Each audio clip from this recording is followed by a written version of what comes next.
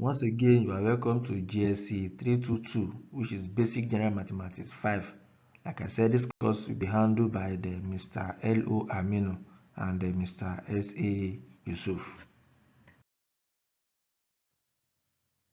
This is Unit 3 of this course, and this unit we are going to talk about measure of variability, which are range, mean derivation, variance, and standard deviation. So for you to understand this unit very well, you must have understood the first two units released, and you also need to hold your writing materials and your calculator to follow us in this course. The range.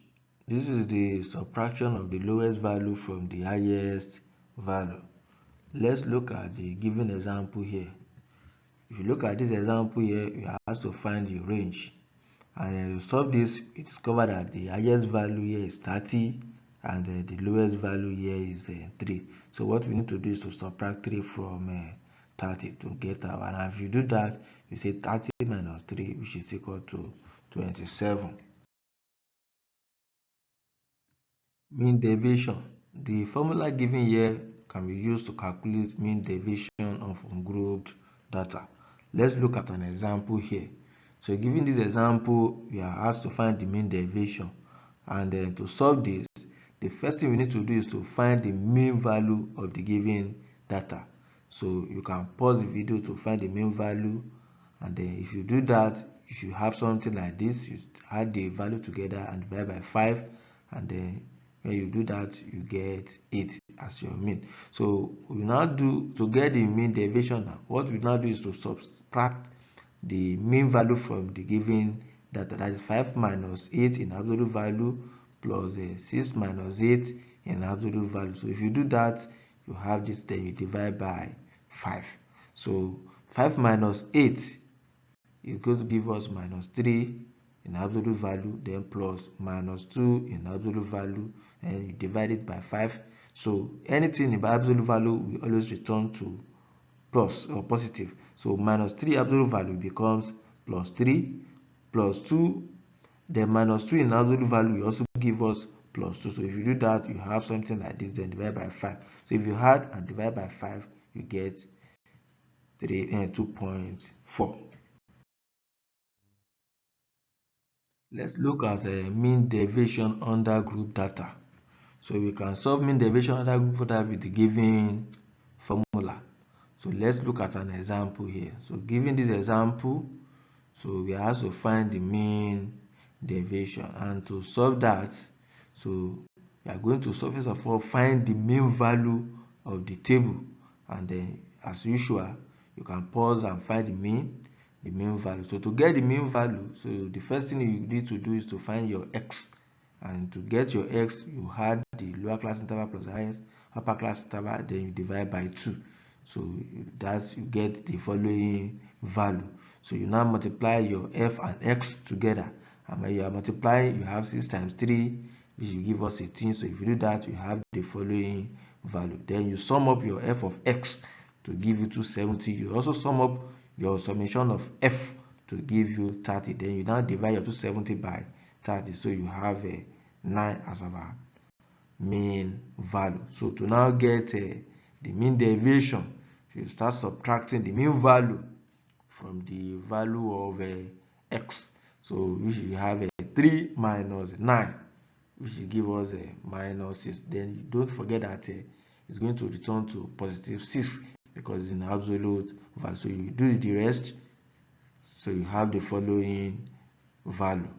Then you now multiply your f with the value you have. So that means we are going to have 6 times 6, and which will give you 36. So you do that for the rest, 14 times 1, and then when you do that, you have the following value. Then what do we do now? You sum up your f into absolute value of x minus mean, and if you do that, you have 100. So to get mean deviation now, you're going to divide your 100 by 30, and if you do that, you get 3.33. Variance and standard deviation. So to solve that, the value for variance can be calculated given this formula. while the standard deviation is square root of variance. So let's look at this example here. So we have to find the variance and standard deviation of the value. To solve that, so the first thing we need to do is to find the mean value of the given data. And when you solve that, so your mean equals to 8. So what we do now is that we start subtracting our 8 from the given value. So 6 minus 8 into absolute value square. Then you do that, you have the following data, then divide by 5.